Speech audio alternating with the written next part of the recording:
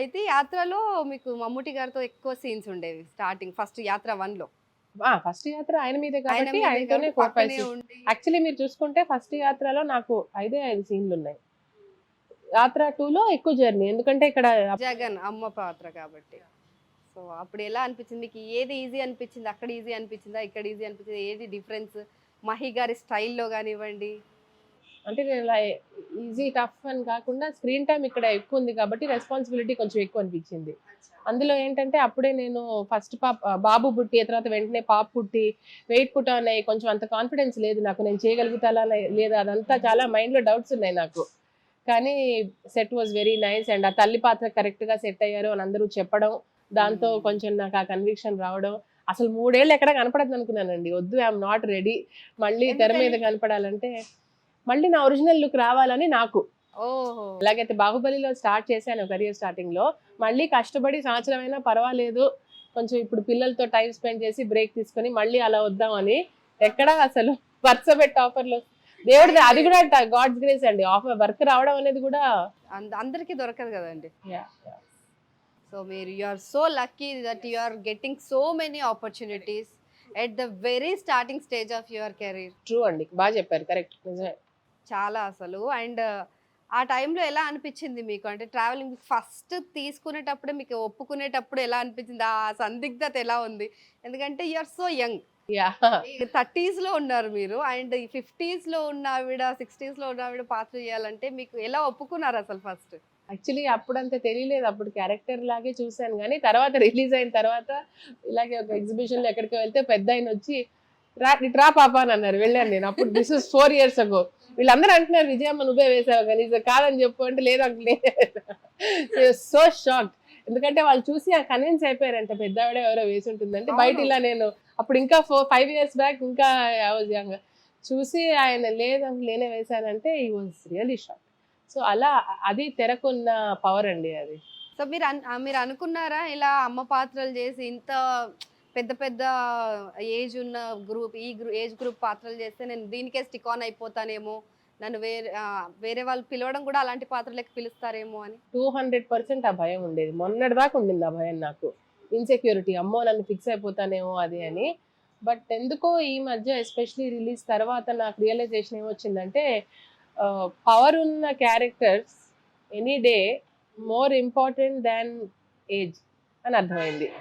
So బాగా weightage ఉండి స్క్రిప్ట్కి contribute చేసి బాగా స్టాండ్అవుట్ చేసే, నా ఏజ్కి మించి డిఫరెంట్ క్యారెక్టర్ వేసినందుకే కదా ఇప్పుడు నాకు రికగ్నిషన్ వస్తుంది. సో అలాంటి క్యారెక్టర్స్ ఎందుకు వద్దనుకోవడం.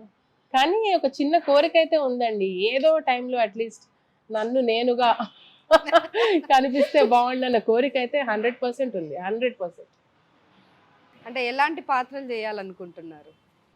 ఇప్పుడు వెంటనే అడిగితేనైతే డెఫినెట్లీ ఇప్పుడు అప్పట్లో క్లాసికల్ డాన్స్ బేస్డ్ మూవీస్ అలా వచ్చేవి కదా, సంథింగ్ లైక్ దట్. ఎందుకంటే నా కోర్ ఏరియా అదేనండి, మ్యూజిక్ అండ్ డాన్సే నాది మెయిన్. సో దానికి సంబంధించి ఏమన్నా వస్తే బాగుండు, బట్ చూడాలి యాక్సెప్ట్ చేస్తారో చేయరు. ఈ సమాజం యాక్సెప్ట్ చేస్తారా అంటారా? సో ఎలా వచ్చిందండి అసలు? మీరు ఫస్ట్ మీ బ్యాక్గ్రౌండ్ అంటే మీరు పుట్టి పెరిగిందంతా ఎక్కడ అదంతా చెప్పండి. నేను మన హైదరాబాద్ భాషలో మాట్లాడాలా ప్రాపర్గా? पूरा पक्का पूरा पक्का क्या बोलते 100% ఐసా ఇక్కడనే పుట్టి పెరిగిన పిల్లని నేను. అట్లనా? అట్లనే మరి. చూసిన వాళ్ళేమో ఇక్కడ మాక్సిమం నా క్వశ్చన్స్ ఏమొస్తాయి తెలుసా అండి, మీరు బెంగళూరు కదా, వాళ్ళే ఫిక్స్ అయిపోతారు మీరు బెంగళూరు కదా, ఓ మీరు ఇండియాకి ఎప్పుడు వచ్చారు, ఇదైతే బాగా ఇండియాకి ఎప్పుడు వచ్చారు, యుఎస్ లో కదా ఉంటారు, ఫోన్ మీరు డిసైడ్ చేసుకున్నారు. హైదరాబాద్ ఇక్కడనే పుట్టి ఇక్కడే పెరిగి ఇప్పుడు కూడా ఇక్కడనే ఉన్నా, ఎక్కడికి పోలే.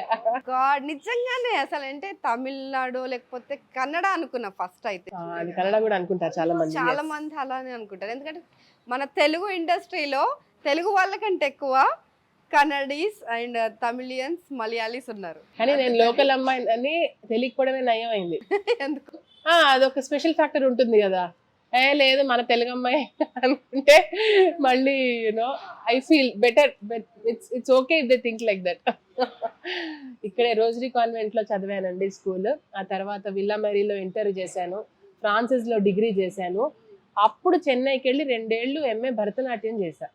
ఓకే, అప్పుడు నేర్చుకున్నారా మీరు చిన్నప్పటి లేదు, నుంచి కదా? 5 ఏళ్లకే స్టార్ట్ చేసి ఓకే. పీజీ అందులో చేశా. అంటే అంత సీరియస్ గా చదువు మొత్తం ఈ 15 ఏళ్ళు నేర్చుకుంటూనే ఉన్నా. ఓకే, ఎవరిది ఇంట్రెస్ట్? మమ్మీ పేరు గీతా గారు కదా, డాక్టర్ డాక్టర్ గీతా గారు బాగానే రీసెర్చ్ చేశారే, థ్యాంక్ యూ, ఫీల్స్ నైస్. ఇలాగే టీవీలో పాటలు వస్తుంటే ఎగిరేదన్నట. ఇదేదో ఒక క్లాస్ లో పెడితే దానికి ఏమైనా షేప్ వస్తుందని చెప్పి అమ్మ అప్పుడు గురుగారి దగ్గర చేర్చారు. సో అలా నేర్చుకోవడం జరిగిందండి. యాక్చువల్లీ ఇప్పుడు మీరు అడిగారు కదా ఎలా ఉంటుంది ఏంటి అనేది, అప్పటికే నేను కొన్ని ప్రోగ్రామ్స్ ఇచ్చాను కాబట్టి ఓకే, బిట్వీన్ 50 to 100 ఒక్కొక్క ఫిగర్ ఇచ్చుండ, సరిగ్గా గుర్తులేదు. కాబట్టి కొంచెం ఈ కెమెరా ఫియర్ లేదు అంతగా, బికాజ్ అలవాటు అయిపోతుంది చిన్నప్పటి నుంచి పిల్లలుగా చేసి చేసి. సో నాన్నగారు?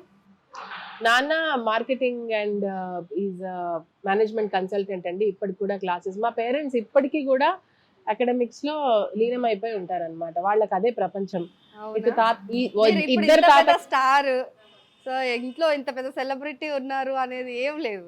నథింగ్ అండి, ఎవ్రీథింగ్ ఈజ్ వెరీ నార్మల్, చాలా నార్మల్ గా. నేను కూడా బయటికి ఇంటికి వెళ్ళేటప్పుడు లోపల అడుగు పెట్టడంతో బయట అంతా వదిలేసి వచ్చేస్తానండి. వెదర్ మా ఇన్లా సైడ్ అయినా ఇంట్లోనైనా ఎటైనా వాళ్ళు, అది వాళ్ళకి తెలుసు. ఎందుకంటే చాలా క్యాజువల్ గా ఉంటాం ఇంట్లో కూడా. ఏమో పెద్ద ఇలా కూర్చొని అదేదో డిఫరెంట్ ఏం లేదండి, చాలా కొంచెం కామెడీగానే ఉంటాయి ఇంట్లో ఇంకా చెప్పాలంటే.